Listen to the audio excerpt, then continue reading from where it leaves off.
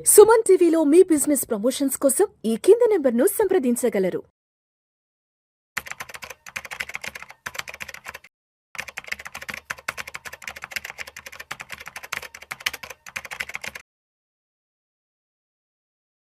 నమస్తే అండి. Welcome to Suman TV. నేను వెల్లి చక్రధర్.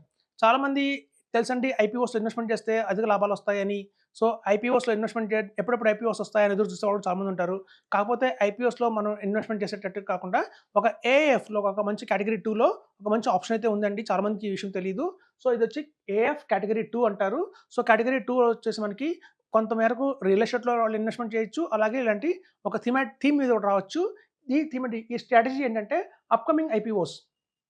అంటే రాబోయే 2-3 ఇయర్స్‌లో ఏవైతే మార్కెట్‌లోకి మీకు వస్తున్నాయో, ఐపీఓ రూపంలో వస్తున్నాయో అట్లాంటి వాటిని ఐడెంటిఫై చేస్తారండి.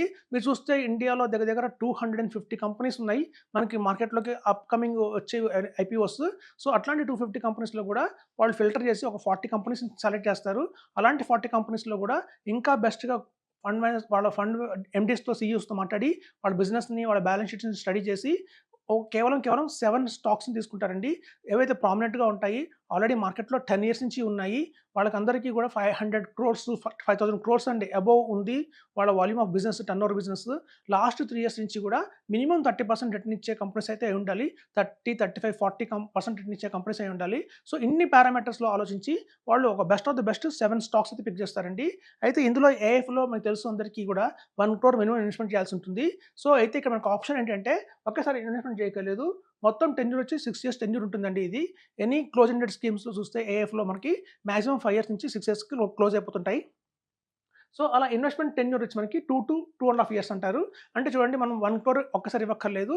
ఎవ్రీ క్వార్టర్లీ కూడా 10,00,000, 10,00,000, 10,00,000, 10,00,000 అలా మనం 2 ఇయర్స్ నుంచి 2.5 ఇయర్స్ దాకా తీసుకుంటారు. సమ్‌టైమ్స్ ఏదైనా మంచి ఐపీఓ వాళ్ళకి వచ్చింది, ఒక అప్‌కమింగ్ ఐపీఓ వాళ్ళు ఫైండ్ చేశారన్నప్పుడు మనకి 10,00,000 బదులు 15,00,000 కూడా అడగొచ్చు. సో, మనకి చాలా టైం ఉంటుందండి. ఒక్కసారి ఇన్వెస్ట్‌మెంట్ చేయట్లేదు ఇక్కడ మనం. 2 ఇయర్స్ టైమ్ ఇస్తున్నారు. ఆ 1 క్రోర్‌ని మనం ఇన్వెస్ట్‌మెంట్ చేయడానికి. సో, 10,00,000, 10,00,000, 10,00,000 లాగా మనం ఒక 2.5 ఇయర్స్ దాకా ఇన్వెస్ట్‌మెంట్ చేయొచ్చు. అలా చేసిన తర్వాత రిటర్న్స్ అనేవి ఎలా ఉంటాయంటే, మనం రిటర్న్స్ కోసం 6 ఇయర్స్ దాకా వెయిట్ చేయక్కర్లేదండి. 3 ఇయర్స్ నుంచి మనకి రిటర్న్ అనేది స్టార్ట్ అవుతుంది. చూడండి, ఫస్ట్ ఐపీఓ ఏదైతే ఉంటుందో 3 ఇయర్స్ తర్వాత ఎలాగో ఐపీఓకి వచ్చేస్తుంది. సో, మనకి ఎప్పుడైతే చూడండి అలాంటి ఐపీఓ రాగానే అమౌంట్ ఎప్పుడైతే మనకి సర్ప్లస్‌గా వచ్చిందో వాళ్ళకి, అది వెంటనే మనకి ఇన్వెస్టర్స్‌కి పాస్ చేస్తారు. సో, ఇక్కడ చూస్తే మీకు పీరియాడికల్‌గా రిటర్న్స్ వస్తాయండి. థర్డ్ ఇయర్ నుంచి 6థ్ ఇయర్ దాకా మనకి రిటర్న్స్ వస్తూనే ఉంటాయి పీరియాడికల్‌గా. సో, ఎప్పుడైతే ఐపీఓ మార్కెట్‌లోకి వస్తుందో వెంటనే మనకి దాన్ని లిక్విడిటీ చేసి మనకి ఇచ్చేస్తుంటారు.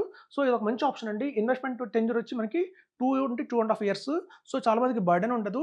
ఇప్పుడు చూడండి, సపోజ్ నా దగ్గర పోర్ట్‌ఫోలియో ఉంది. ఒక 1 క్రోర్ మ్యూచువల్ ఫండ్‌లో ఉందనుకుందాం సపోజ్. సో, అలా 1 క్రోర్ కనుక మ్యూచువల్ ఫండ్స్‌లో ఉంది అంటే మీరు ఇమాజిన్ చేయండి, ఆఫ్టర్ 5 ఇయర్స్ ఆ 1 క్రోర్ వాల్యూ ఎంత అవుతుందని. మాక్సిమం 2 క్రోర్స్ దాకా వెళ్ళొచ్చండి. కానీ ఇట్లాంటి వాటిలో ఇన్వెస్ట్‌మెంట్ చేస్తే అది 2 క్రోర్స్ కాదు కదా, 2-3 క్రోర్స్ దాకా వెళ్ళే అవకాశం అయితే ఉంది. సో, ఇక్కడ చూడండి, మనకి ఎప్పుడైతే చూడండి మ్యూచువల్ ఫండ్స్‌లో నుంచి ఒకేసారి రిడీమ్ చేయాల్సిన అవసరం కూడా లేదు. 10,00,000, 10,00,000, 10,00,000 అలా గ్యాప్ ఇచ్చి క్వార్టర్లీ కూడా తీసుకోవచ్చు. సో, అదొక మంచి ఆప్షన్ ఉంటుందండి. సపోజ్ ఒక 3 క్రోర్స్, 4 క్రోర్స్ మ్యూచువల్ ఫండ్స్‌లో ఉన్న వాళ్ళందరూ కూడా ఒక 1 క్రోర్‌ని ఇటు పక్క డైవర్ట్ చేసుకోవచ్చని చెప్తున్నాను. సో, ఇందులో మీరు చూస్తే రిటర్న్స్ ఎలా వస్తాయంటే, మన థర్డ్ ఇయర్ నుంచి కూడా రిటర్న్స్ ఇవ్వడం అనేది జరుగుతుంది. అయితే ఇలాంటి అన్‌లిస్టెడ్ స్టాక్స్ మార్కెట్‌లో మనకి చాలా దొరుకుతున్నాయి కదా అంటారు. చాలామందికి యాప్స్ రూపంలో కానియండి, చాలామంది కూడా ఇవాళ ఆఫర్ చేస్తున్నారు అన్‌లిస్టెడ్ స్టాక్స్‌లో. సో, మరి అలా మనం అన్‌లిస్టెడ్ స్టాక్స్‌ని ఒక యాప్ ద్వారా కొనుక్కునే దానికన్నా, ఇలా ఏఎఫ్ ద్వారా ఇన్వెస్ట్‌మెంట్ చేయడానికి కన్నా డిఫరెన్స్ ఏంటి అని చూద్దామండి. ఇక్కడ చూడండి, గ్యారంటీడ్ లిక్విడిటీ ఉంటుంది ఇక్కడ. చూడండి, మనం కనుక ఒక ఎన్ఎస్‌సి అందరికి తెలుసు, ఎప్పటినుంచో కూడా అన్‌లిస్టెడ్ స్టాక్స్‌లో ఉంది ఎన్ఎస్‌సి. ఇంకా లిస్ట్ అవ్వలేదు. గత 3 ఇయర్స్ నుంచి, 5 ఇయర్స్ నుంచి చాలా మంది వెయిట్ చేస్తున్నారు.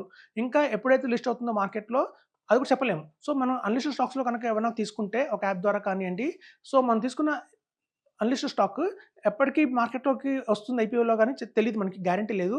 మనం కనుక ఈ ఏఎఫ్ ద్వారా వెళ్తే ఇది కంపల్సరీ గ్యారంటీ లిక్విడేషన్ ఉంటుందండి. 3 ఇయర్స్ తర్వాత. ఆఫ్టర్ 3 ఇయర్స్ కూడా కనుక ఒకవేళ బై ఎనీ ఛాన్స్ వల్ల వాళ్ళు లిస్ట్ అవ్వకపోతే ప్రమోటర్సే బైబ్యాక్ చేసుకుంటారు దాన్ని. 15% రిటర్న్ ఇచ్చి ఆ క్లోజింగ్ క్లాస్ అనేది మనకి ఈ ఏఎఫ్ ద్వారా దొరుకుతుంది. ఎందుకంటే ఎనీ ఏఎఫ్ వచ్చి మనకి 6 ఇయర్స్‌లో క్లోజ్ అయిపోవాలండి. క్లోజ్ అయిపోవాలి అంటే అందులో ఉన్న ఫండ్స్ అన్నీ కూడా ఇన్వెస్టర్స్‌కి ఇచ్చేయాలి. సో, మనకు ఆ క్లాజ్ ఉంది కాబట్టి ఇక్కడ ఐపీఓకి వస్తుంది 90%. ఒకవేళ రాకపోతే ఎనీ సందర్భం వల్ల రాకపోయినా సరే ప్రమోటర్లే దాన్ని బైబ్యాక్ చేయాలి. 15% రిటర్న్ ఇచ్చి. సో, కాబట్టి ఇక్కడ మీకు గ్యారంటీ లిక్విడిటీ ఉందండి. మనం కనుక సొంతంగా ఐపీఓ కొనుక్కుంటే సపోజ్ ఎస్‌బీఐ వాళ్ళ జనరల్ ఇన్స్యూరెన్స్ ఉంది. అది ఇంకా ఐపీఓకి రాలేదు. సో, అట్లాంటివి చాలా రెనెసెన్స్ అనే కంపెనీ ఉంది. ఒక స్కూల్ ఉంది కొత్తగా. అది చాలా ఆల్ ఓవర్ ఇండియా ఉంది. అది కూడా మంచి ఐపీఓనే. అది కూడా ఇంకా లిస్ట్ అవ్వలేదు. సో, కొన్ని కారణాల చేత మనం లిక్విడిటీ అయితే ఉండదు. మనం కొనుక్కున్న స్టాక్స్ ఏవైతే ఉంటాయో అన్‌లిస్టెడ్‌లో అవి లిస్ట్ అయ్యేంత వరకు మనం వెయిట్ చేస్తూనే ఉండాలి. అదొక డ్రాబ్యాక్ ఉంది. ఇంకోటేంటంటే వచ్చి no locking period for 6 months. Initial 6 months. మనం కనుక సొంతంగా ఐపీఓ, ప్రీ ఐపీఓస్ అయితే ఉంటాయో, అన్‌లిస్టెడ్ స్టాక్స్ అయితే ఉంటాయో అది కనుక మనం కొనుక్కుంటే లిస్ట్ అయిన తర్వాత ఐపీఓలో లిస్ట్ అయిన తర్వాత 6 మంత్స్ దాకా వాటిని మనం అమ్మడానికి లేదండి. అదొక క్లాజ్ ఉంది.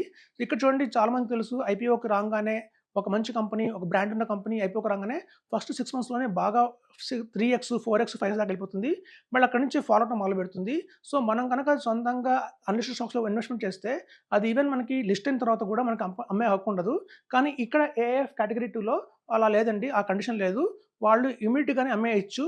ఎప్పుడైతే ఐపీఓ వచ్చింది మార్కెట్‌లోకి లిస్ట్ అయింది వితిన్ 3 మంత్స్, 2 మంత్స్, 1 మంత్‌లో కూడా వాళ్ళు కావాలి మొత్తం ఎగ్జిట్ అయిపోవచ్చు. సో, నో లాకింగ్ పీరియడ్ ఉందండి ఇక్కడ. అదొక ప్లస్ పాయింట్ ఉంది. ఇంకోటేంటంటే మనకి 30% డిస్కౌంట్‌లో కొంటారు వీళ్ళు.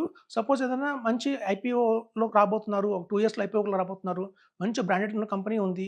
మనం గనక దాన్ని అన్‌లిస్టెడ్‌లో కొనుక్కుంటే మనకి సపోజ్ ₹100 దొరుకుతుంది అంటే వాళ్ళు అదే షేర్‌ని వాళ్ళు ₹70కే కొంటారండి.